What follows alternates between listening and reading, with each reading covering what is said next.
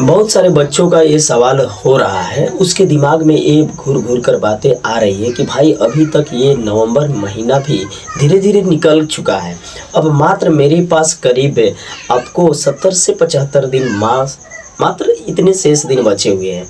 अब इस शेष दिन को किस तरह से कवर किया जाए, हर एक स्टूडेंट के दिमाग में उलझने पैदा करके रख दिया है। क्योंकि इसके पहले जितने भी समय हैं उसने कहीं ना कहीं कुछ ना कुछ फैमिली वर्क में बिता दिया है, खेल कूद कर बिता दिया है और अपने दोस्तों में गॉसिप करने में बिता चुका है।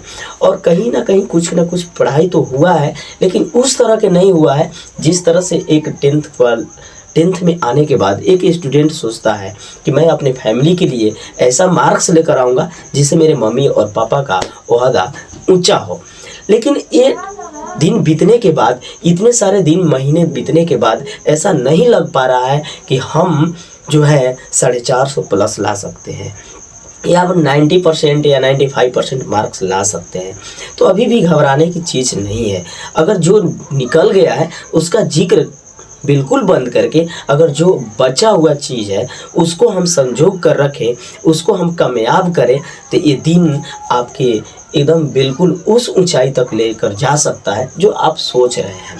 तो घबराने की कोई बात नहीं है। कुछ मैं इसमें टिप्स देने वाला हूँ। बहुत सारे स्टूडेंट्स जो होते हैं जिनका तैयारी 60% हो चुकी है, जिसकी तैयारी 80% भी हो चुकी है, लेकिन कुछ ऐसे भी हैं जिनकी तैयारी मात्र 20% पर ही अटकी हुई है। तो वैसे स्टूडेंट जो बिल्कुल, लेकिन मेरे पास तो बहुत सारे ऐसे स्टूडेंट आते हैं जो बिल्कुल नॉर्मल, जिनका हिंदी स्ट्रॉन्ग नहीं है। तो वैसे स्टूडेंट का मैं बात नहीं कर रहा हूँ, बात उस स्टूडेंट का कर रहा हूँ जो ख्वाब लेकर आते हैं 450 प्लस का, यानी 90% 5 एबव का सोच रखते हैं। बहुत बढ़िया, सबको रखना चाहिए। अगर 95% का सोच हम रखते हैं तो करीब 80% तो आ ही जाता है, इसमें कोई डाउट नहीं है। लेकिन मैं कुछ वीडियो की क्लिप में, एक छोटी सी वीडियो की क्लिप में मैं वो कुछ देने वाला हूँ जिससे आप अगर अपनाते हैं तो इस 70-75 दिनों के अंतराल में आप अच्छे खासा मार्क्स ला सकते हैं। इसमें कोई डाउट की संभावना नहीं है। तो वीडियो के लास्ट तक बने रहिएगा। चैनल पर नए होंगे तो सब्सक्राइब कर लीजिएगा, अच्छा लग रहा होगा तो लाइक कीजिएगा। और अगले वीडियो के लिए आप अपना डाउट कमेंट में बता सकते हैं, जिस पर मैं वीडियो बनाकर आपको सहूलियत करता होता है। देखिए होता क्या है, कुछ चीज़ इग्नोर भी करने होते हैं।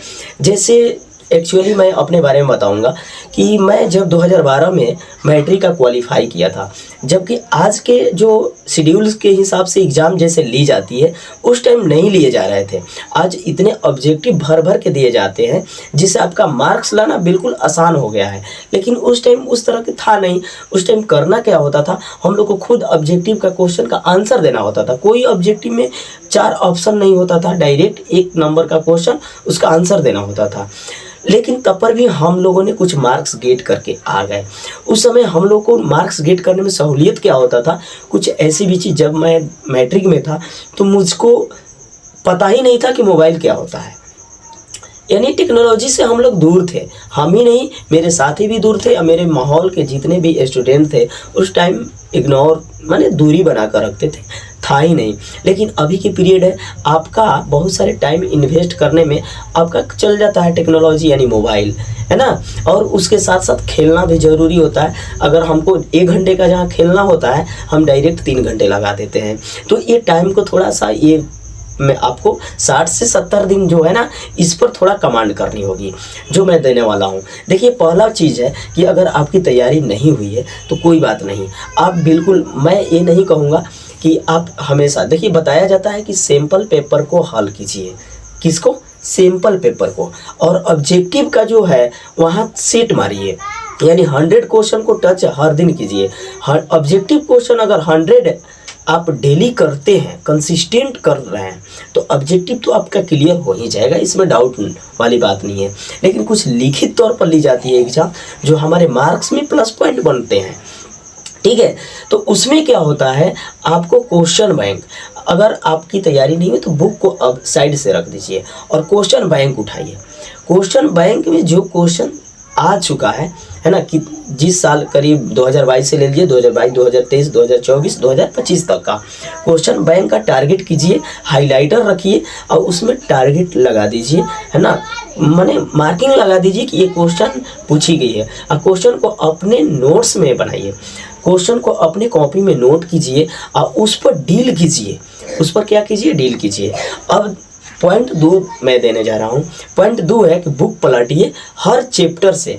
अगर बाय द वे मान लिया जाए कि साइंस को उठाया, आपने साइंस उठाया और साइंस में आपको करीब 15 चैप्टर है, इतने 15 चैप्टर है, तो हर चैप्टर से हर विषय के हर चैप्टर से आपको 5 क्वेश्चन निकालना है।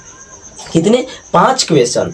अगर हर चैप्टर से आप 5 क्वेश्चन निकाल लेते हैं, लघु उत्तरीय और दीर्घ उत्तरीय मिलाकर, है ना, तो 5 क्वेश्चन में आप 5 क्वेश्चन अपने दिमाग में रखिए, न कि केवल कॉपी पर उतार कर रख दीजिए। अगर 5 क्वेश्चन आप दिमाग में रख लेते हैं, हर चैप्टर का, प्रत्येक चैप्टर का आपको 5 क्वेश्चन अपने दिमाग में रखते हैं, अगर 5 क्वेश्चन आप दिमाग में रखते हैं ना, तो आपका दिमाग थोड़ा सा आपको सलाह देता है कि भाई 5 क्वेश्चन का आंसर क्या होगा।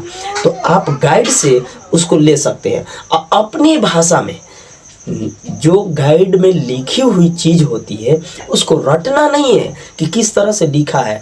एक बड़ा सेंटेंस को अपने भाषा में छोटे सेंटेंस में कीजिए। सबसे पहले अगर आप भोजपुरी पढ़ते हैं, बिहार के लड़के और लड़कियां अधिक से अधिक भोजपुरी बोलते हैं, पहले भोजपुरी में उसको समझिए, समझने के बाद में हिंदी में छोटे छोटे अक्षर में उसको डिनोट कीजिए। हो सकता है उस क्वेश्चन पेपर जो है उससे जो है आपको क्वेश्चन कुछ काटना पड़ जाए तो कोई दिक्कत नहीं है, अपनी भाषा में अपने सरल शब्दों में उसको लिखना शुरू कीजिए। इस तरह से आप करते हैं हर चैप्टर का 5 क्वेश्चन, लेकिन कंसिस्टेंट।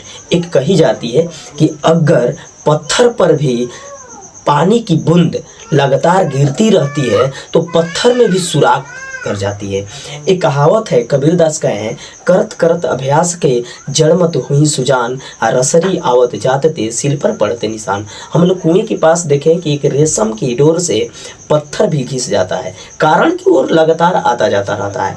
तो हमको भी लगातार हर चैप्टर से 5 क्वेश्चन पर डील करनी है, डिस्कस करनी है।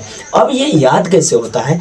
आप अपने जैसे दोस्त को ढूंढिए कि हमारा ऐसा कौन सा दोस्त है जिससे हम 5 क्वेश्चन जो लिखे हैं हमारे दिमाग में, अगर 5 में से 3 भी है ना, तो इस 3 क्वेश्चन पर हम डील कर सकें, डिस्कस कर सकें उससे।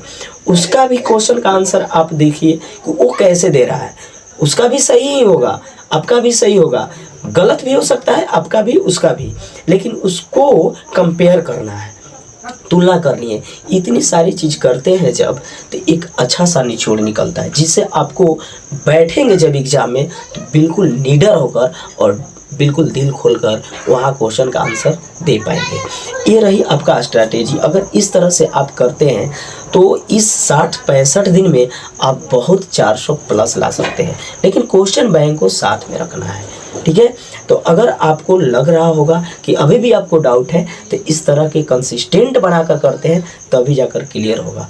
तो इस तरह के कमेंट आप कर सकते हैं कि आपकी अगली के लिए क्या डाउट है। मैं पुनः वीडियो लेकर आऊँगा।